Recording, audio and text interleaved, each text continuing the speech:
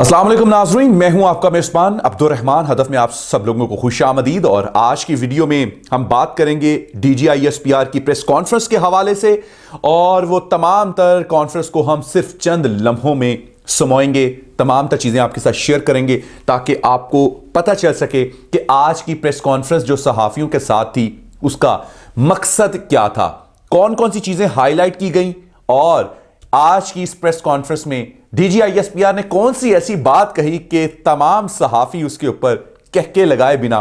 DGISPR का कहना था कि आज पाकिस्तान में कोई भी मुनज़्ज़म दहशतगर्द इंफ्रास्ट्रक्चर मौजूद नहीं है।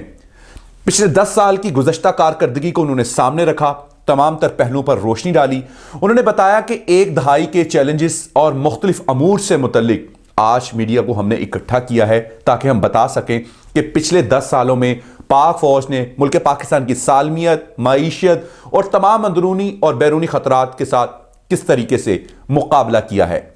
2020 की बात की और उन्होंने कहा कि इस साल सिक्योरिटी चैलेंजेस के अलावा टिड्डी दल का हमला हो या कोविड-19 जैसी वबा हो, पाकिस्तान की मईशत और फूड सिक्योरिटी के खतरात इसकी वजह से मजीद बढ़ते रहे।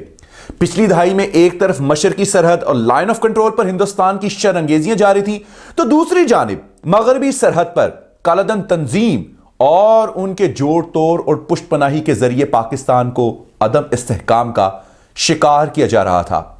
तमाम तर चैलेंजेस के बावजूद तमाम इदारों और पूरी कौम ने मुत्तहद होकर मुश्किलात का सामना किया और अल्लाह ताला ने हमें सुरखरू किया। मगरबी सरहद पर कबायली इलाकों में अमन व अमान बहाल करने के साथ साथ वहां समाजी और मुआशी इक़दामात का आगाज किया। पाक अफगान और पाक ईरान सरहद को महफूज बनाने के लिए मरबूत इक़दामात किए और दहशत गर्दी के खिलाफ कामयाब ऑपरेशंस के नतीजे में मुल्क में सिक्योरिटी की सूरत हाल बहुत बेहतर रही। हिंदुस्तान के मज़मूम अज़ाइम हो या पाकिस्तान के खिलाफ हाइब्रिड वॉरफेयर की एप्लीकेशन, खतरात अंदरूनी हो या बैरूनी, हमने हमेशा शवाहिद और हक़ाइक़ के जरिए उनकी निशानदेही की और मुकाबला भी किया। इस चीज को अब दुनिया भी मान रही है क्योंकि सच हमेशा सामने आकर रहता है। ऑपरेशन रद्दुल फिसाद के तहत गुज़श्ता 3 सालों के दौरान 3,71,173 इंटेलिजेंस बेस्ड ऑपरेशन किए गए, जिनमें 72,000 से जायद असलहा और 4.5 टन से जायद बारूद बरामद किया गया। दहशतगर्दों, उनके मददगारों और मुआली मुआवनीन का भी बेहद तदारुक किया गया और उन्हें कैफरे किरदार तक पहुंचाया गया। एक सवाल पर कि मौलाना फजलुर रहमान जो कि इस वक्त PDM के सरबराह हैं, उन्होंने GH की तरफ रुख करने का इरादा किया है, तो आप इसके बारे में क्या कहते हैं?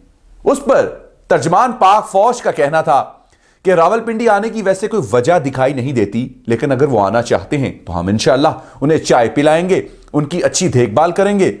नाज़रीन, ये थी आज की DGISPR major general Babar Iftikhar की सहाफ़ियों के साथ गुफ्तगू की समरी। खुलासा आपके सामने पेश किया और हमेशा की तरह पाक फौज अपनी जिम्मेदारियां निभाते हुए पाकिस्तान की कौम को हर लम्हा उन तमाम तर खतरात, चाहे वो अंदरूनी हो बैरूनी हो, उनसे आगाह रखती है और दलेराना तरीके से अपने आप को प्रेजेंट करती है पूरी दुनिया के सामने, ताकि दुनिया भी जान सके कि पाक फौज अपनी कौम के लिए क्या कर रही है, किस तरीके की उनके साथ खड़ी है।